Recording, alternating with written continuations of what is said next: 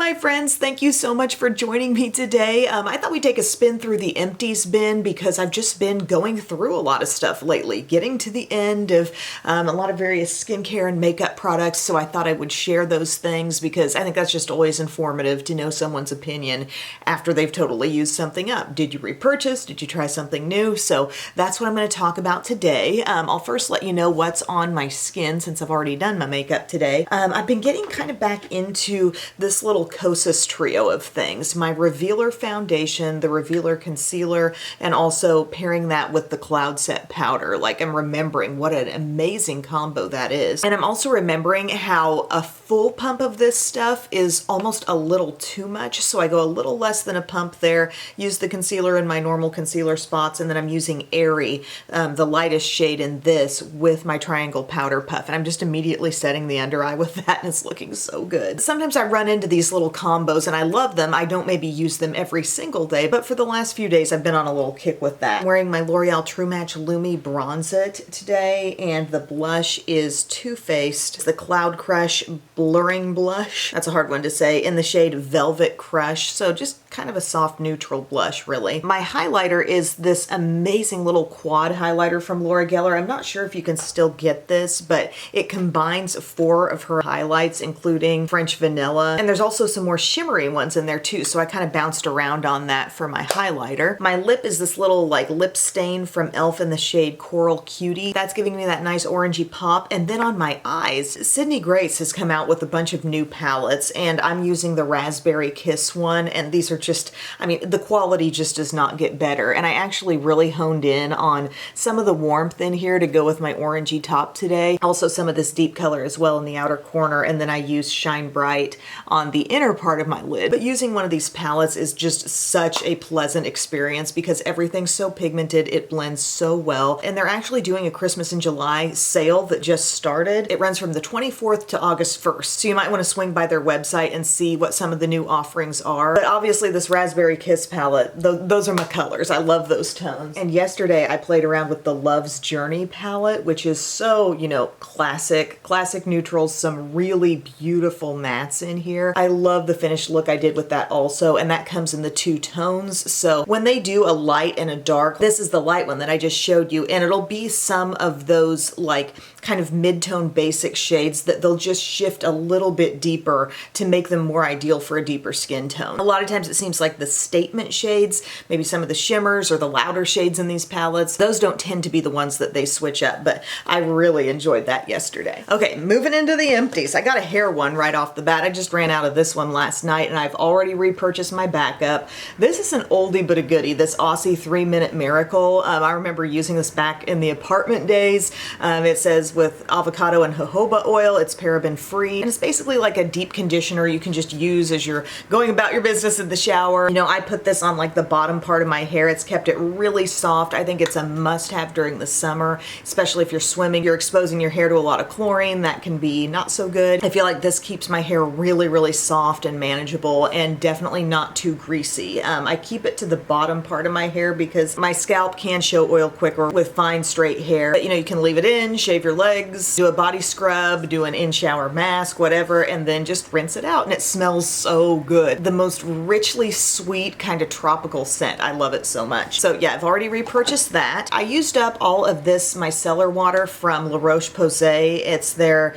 Micellar Water Ultra Cleansing, Makeup Removing, Soothing, it says. And this is what I've been using when I first sit down here in the makeup room, the very first thing that goes on my skin in the morning. I don't wash my face at the sink. I've been using micellar water first for years, and I feel like my skin has been really great, not over dried from doing this method. And I enjoyed this one a lot, but I did have one waiting in the wings, and these were both things I bought when It Cosmetics did away with their Miracle Water. That's one that I had repurchased several times over and loved it, but they discontinued it. So I had gotten both of these. I went for this one first, and I really did like the La Roche-Posay. I would have repurchased, but I had this, and this is the Garnier Skin Active Micellar Water with vitamin C, and I don't know what it is, but I feel like since I made this change, and it was pretty much the only real change in my skincare very recently, I've noticed a few more little random breakouts. I can't guarantee it's the fault of this, but I have a hunch that it is, just given the timing of things. So I decided to put this on the back burner, and at that point I could have repurchased this,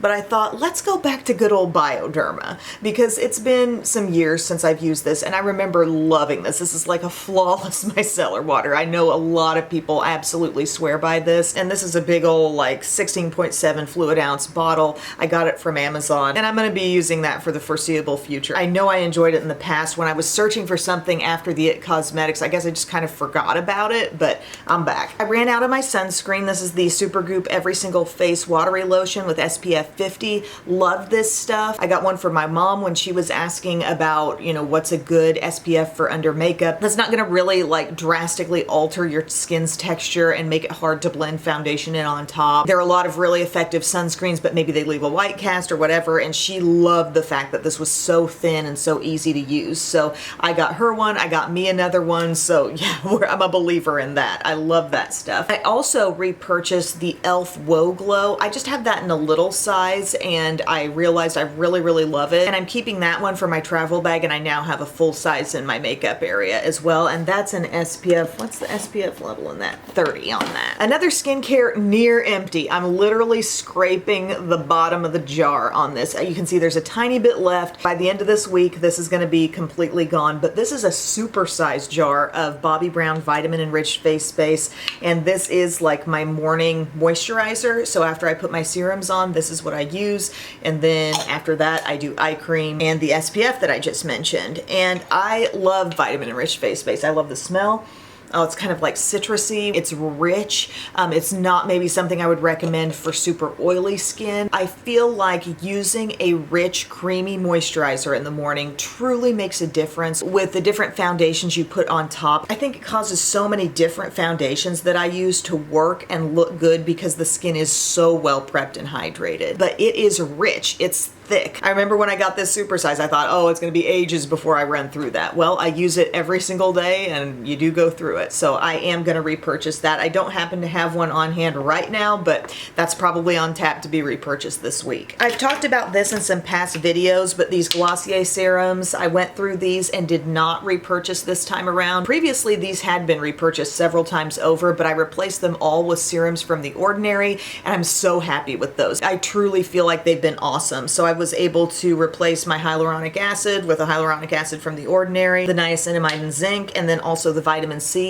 So the sequence I go in when I'm putting those on, I use the micellar water all over the skin. Then I go in with the niacinamide. I blend that in on my skin, I give it a minute, and then I move on to, from The Ordinary, they call that vitamin C one, the ascorbic acid. And just given the texture of that, I feel like it blends in best when I do that one and then follow that up with the hyaluronic acid. And then I also have incorporated the caffeine under eye serum too. So I do those things, and then I go on with the vitamin enriched face base, and then I do some eye cream, which will either be Vanny cream, or I love Charlotte Tilbury's eye cream actually. And I've kind of been sticking with the Charlotte Tilbury lately because I have had that a while, and I feel like I'm going through it so slowly because it's a pretty big container and I only use a little bit every day. And then after that, it's the SPF. So that's my little morning skincare wrap up. A nighttime skincare product that I just recently ran out of is my Estee Lauder Advanced Night Repair. Use this every night before moisturizer, and I do have my backup already waiting, so that's a tried and true thing. I've been using it for years,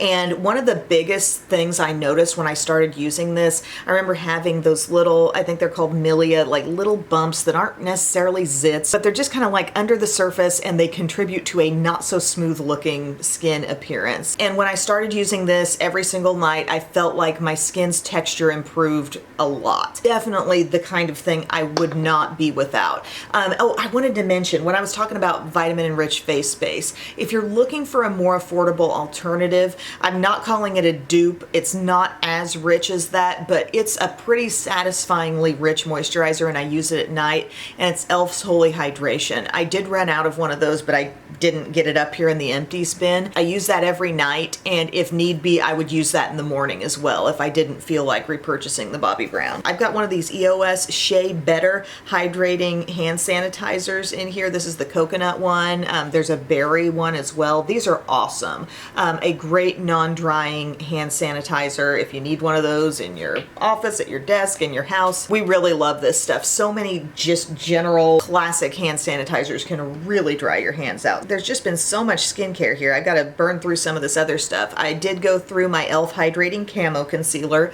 repurchased that, really enjoying that. I have two superhero mascaras that I've gone through. Kind of a holy grail mascara, but I have been raising my eyebrow at it a bit more given my mom's claims of the dryness, and I do feel like the next one I opened, it also doesn't seem like it's got as much life in it as it used to when you would open a new tube. So I'm a little skeptical, and I'm kind of leaning more into my CoverGirl Exhibitionist Stretch and Strengthen for the superhero kind of look. And then also in my last video, we discovered how fun the new Huda One Coat Wow is. The hot pink tube, One Coat really is good. I will say, when I built it, it looked good right at the get-go, but some funky ends can develop. Like if you've gone and built past the point of one coat, you'll see some little like tips at the end of your lashes. You may not see them immediately, but as you just with wear throughout the day, you might notice that. So I would say don't push that one too far, okay? I've got a Lash Paradise in here, which I did repurchase that, didn't I? No, I don't have another one of those yet. I mean, I've definitely repurchased this mascara several times over in the course of my makeup using Life, but I don't have a backup currently of that. I went through two. I've got two of those in there. Yep, we wear some mascara here. Lawless One and Done. I enjoy this mascara. It's a great thickening mascara, and I like the brush a lot. Sorry, I haven't shown brushes a whole lot, but it's got the little spikies at the end. It's really great for getting like inner corners, and it helps a lot because it is kind of a big brush, so it's nice that they did something with the end that allows you to really get in there. And I received another one in PR, so I do have one currently in use in my makeup drawer. Cali Ray Come Hell or High Water, we definitely repurchased that. If you're new here, this is my tried and true lower lash mascara every day. It's a tubing mascara. It will not smudge. It's great on the upper lashes too, but I've specialized this one. I like it on the lower lashes. Maybelline Brow Fast Sculpt. We always mention how great the brush is on this. Long bristles on one side, rake product through. Shorter bristles can really lay down some color in your brows, so I've repurchased that fairly recently. Ended up going through my e.l.f. Wow Brow. I like this a lot. If you're looking for sort of an alternative to a Glossier Boy Brow, this can be a good one-step brow fill-in. I would say compared to the Brow Fast Sculpt, it might lay down a little more like creamy color. Milani Stay Put Matte Eyeliner. Absolutely love this stuff. Repurchased and talked about how, oh, it's got the special waterproof label, and it really didn't wear that well. So I'm kind of regretting that repurchase, and I'm thinking of exploring the one that was not specifically labeled waterproof, because sometimes makeup is weird like that. And that disappointed me because that's like a no-fail product, but I saw in Walmart they had those two specific labels. The waterproof did not do me any favors.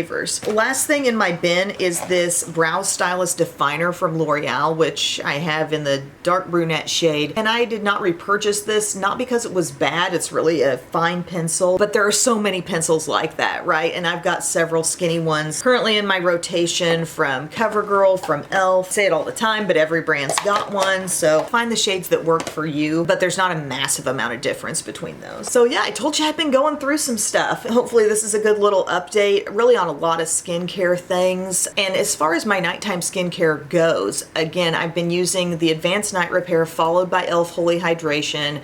I do just use Vanny Cream as my eye cream downstairs because that's what I have handy right now. But another serum I have added into the mix for nighttime is the Inky List Retinol. So that's what I've been putting on my skin first once I cleanse it. And yeah, I feel like those steps have been working really well for me with that serum followed by the Advanced Night Repair, then the e.l.f. and the Vanny Cream. So thank you guys for your time today. I'm sorry there's not like, oh, a ton of blushes or palettes or things like that. It's hard to go through some of that stuff. I will say a foundation that I will probably be going through fairly soon is the L'Oreal Hyaluronic Tinted Serum, and yes, I'll be repurchasing that. So thanks again, my friends. I love you, and I'll see you again very soon.